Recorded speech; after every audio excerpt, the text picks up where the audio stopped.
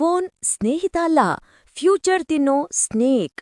ನಮಸ್ಕಾರ ಸ್ನೇಹಿತರೆ, ಇಂದು ನಾವು ಒಂದು ಕಠಿಣ ಆದರೆ ಕಣ್ಣು ತೆರೆಸುವ ಸಾಧ್ಯದ ಬಗ್ಗೆ ಮಾತನಾಡೋಣ.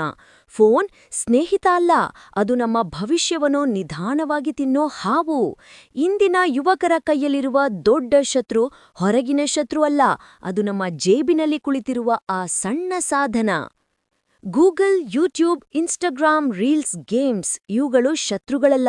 ನಮ್ಮ ನಿಜವಾದ ಶತ್ರು ನಮ್ಮ ನಿಯಂತ್ರಣ ತಪ್ಪಿದ ಮನಸ್ಸು, ನಮ್ಮ ಸಮಯವನ್ನ ನುಂಗುವ ಅಭ್ಯಾಸ ಮತ್ತು ನಮ್ಮ ಫ್ಯೂಚರ್ ಅನ್ನು ನಿಧಾನವಾಗಿ ಹಾಳು ಮಾಡುತ್ತಿರುವ ಸ್ಕ್ರೋಲಿಂಗ್ ಜೀವನ. ಫೋನ್ ಸರಿಯಾಗಿ ಬಳಸಿದರೆ ಅದು ಶಕ್ತಿ, ತಪ್ಪಾಗಿ ಬಳಸಿದರೆ ಅದು ಬದುಕಿಗೆ ಶವಪೆಟ್ಟಿಗೆ. ಈ ಜನರೇಷನ್ಗೆ ಹಂಗರ್ ಇಲ್ಲ, ಫೋಕಸ್ ಇಲ್ಲ. ಎದ್ದ ಕೂಡಲೇ ಸ್ಕ್ರೀನ್, ಮಲಗುವಾಗ್ಲೂ ಸ್ಕ್ರೀನ್. ಕನಸು ಕಡಿಮೆ, ನೋಟಿಫಿಕೇಶನ್ಸ್ ಹೆಚ್ಚು. ಶ್ರಮ ಕಡಿಮೆ, ಸ್ಕ್ರೋಲಿಂಗ್ ಹೆಚ್ಚು. ಫೋನ್ ನಮ್ಮ ಕೈಯಲ್ಲಿಲ್ಲ, ನಾವು ಫೋನ್ನ ಕೈಯಲ್ಲಿ ಬಿದ್ದಿದ್ದೀವಿ. ಜಗತ್ತು ರಾಕೆಟ್ನಂತೆ ಮುಂದೆ ಓಡ್ತಿದೆ, ಆದ್ರೆ ನೀನು ಮೊಬೈಲ್ ಸ್ಕ್ರೋಲ್ ಮಾಡ್ತಾ ನಿಂತಿದ್ದೀಯಾ. ದಿನ ಮುಗಿಯತ್ತೆ, ಆದ್ರೆ ಬದುಕು ಖಾಲಿಯಾಗ್ತದೆ. ದರಿದ್ರತೆ ಮನಿ ಕೊರತೆಯಿಂದ ಬರುವುದಿಲ್ಲ, ದರಿದ್ರತೆ ಟೈಮ್ ನಷ್ಟದಿಂದ ಬರುತ್ತದೆ. ಒಂದು ದಿನ ಹೋದರೆ ಕಮ್ಬ್ಯಾಕ್ ಸಿಗಬಹುದು, ಒಂದು ವರ್ಷ ಹೋದರೆ ಕಷ್ಟ, ಒಂದು ಅವಕಾಶ ಹೋದರೆ ರಿಗ್ರೆಟ್ ಮಾತ್ರ ಉಳಿಯುತ್ತದೆ. ಆಗ ಬದುಕು ಹೇಳುತ್ತದೆ, ಲೇಟ್ ಆಗಿದೆ.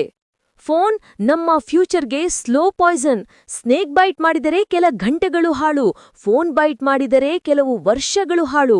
ನಾವು ಅಡಿಕ್ಟ್ ಯಾಕಾಗ್ತೀವಿ? ಉತ್ತರ ಸಿಂಪಲ್. ಫೋನ್ ಸುಲಭ ಸಂತೋಷ ಕೊಡುತ್ತೆ.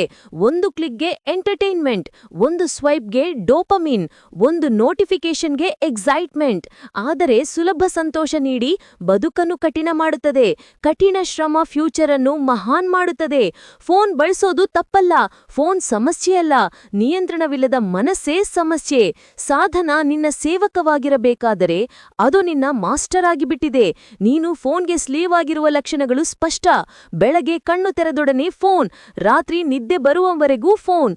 ಕೆಲಸ ಶುರು ಮಾಡುವ ಬದಲು ಸ್ಕ್ರೋಲ್, ಸ್ಟಡಿ ಸಮಯದಲ್ಲಿ ನೋಟಿಫಿಕೇಶನ್. 5 ಮಿನಿಟ್ಸ್ ಎಂದರೆ 2 hours. Hard work boring, phone interesting. ಇದರಲ್ಲಿ ನೀನು ಇದ್ದರೆ ಇದು ವಾರ್ನಿಂಗ್ ಅಲ್ಲ, ವೇಕಪ್ ಕಾಲ್. ನಿನ್ನ ಫ್ಯೂಚರ್ ಫೋನ್ನಿಂದ ಬಿಲ್ಡ್ ಆಗೋದಿಲ್ಲ. ಫ್ಯೂಚರ್ ಬಿಲ್ಡ್ ಆಗೋದು ಪುಸ್ತಕಗಳಲ್ಲಿ, ಸ್ಕಿಲ್ಸ್ನಲ್ಲಿ, ಸೈಲೆನ್ಸ್ನಲ್ಲಿ, ಪ್ರಾಕ್ಟೀಸ್ನಲ್ಲಿ ಮತ್ತು ಶ್ರಮದಲ್ಲಿ. ಸ್ಕ್ರೀನ್ ಬೆಳಕು ಫ್ಯೂಚರ್ ಬೆಳಕಲ್ಲ, ನಿನ್ನ ಒಳಗಿನ ಬೆಳಕು ಫ್ಯೂಚರ್ ಅನ್ನು ಕಟ್ಟುತ್ತದೆ. ಫೋನ್ ಮನಸ್ಸಿಗೆ ಇನ್ನೊಂದು ಅಪಾಯ, ಕಂಪ್ಯಾರಿಸನ್. ಸೋಷಿಯಲ್ ಮೀಡಿಯಾ ಒಂದು ನಾಟಕ ಮಂದಿರ. ಎಲ್ಲರೂ ಹ್ಯಾಪಿ, ಪರ್ಫೆಕ್ಟ್ ಮತ್ತು ರಿಚ್. ರಿಯಾಲಿಟಿ ಏನು?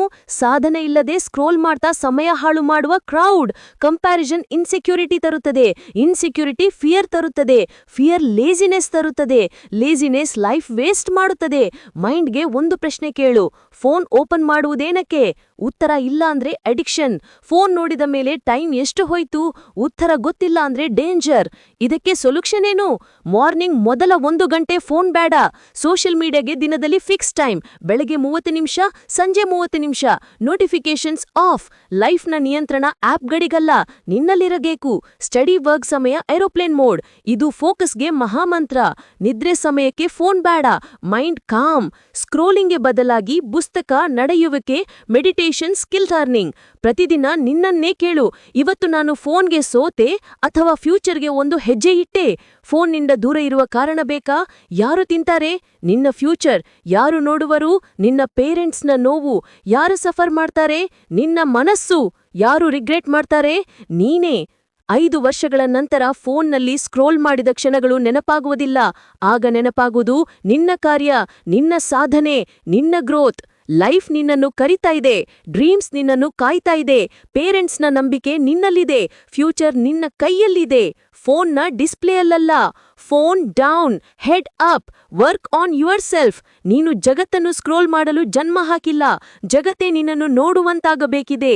ಒಂದು ಸತ್ಯ ನೆನಪಿರಲಿ, ಫೋನ್ ಕೈಯಲ್ಲಿರಲಿ, ಆದರೆ ಫೋನ್ ನಿನ್ನ ಜೀವನವನ್ನು ಹಿಡ್ಕೊಂಡು ಹೋಗಬಾರದು. ನಿನ್ನ ಫ್ಯೂಚರ್ ಸ್ನೇಕ್ಗೆ ಹಾಳಾಗಲು ಬಿಡಬೇಡ. ಈಗಲೇ ನಿರ್ಧರಿಸು, ಫೋನ್ ನನ್ನ ಸೇವಕ, ನಾನು ಮಾಸ್ಟರ್. ಈ ವಿಡಿಯೋ ಇಷ್ಟವಾದರೆ ಲೈಕ್ ಮಾಡಿ, ಶೇರ್ ಮಾಡಿ, ಸಬ್ಸ್ಕ್ರೈಬ್ ಮಾಡಿ. ಮತ್ತೆ ಭೇಟಿಯಾಗೋಣ ಮುಂದಿನ ಇನ್ಸ್ಪೈರಿಂಗ್ ವಿಡಿಯೋದಲ್ಲಿ.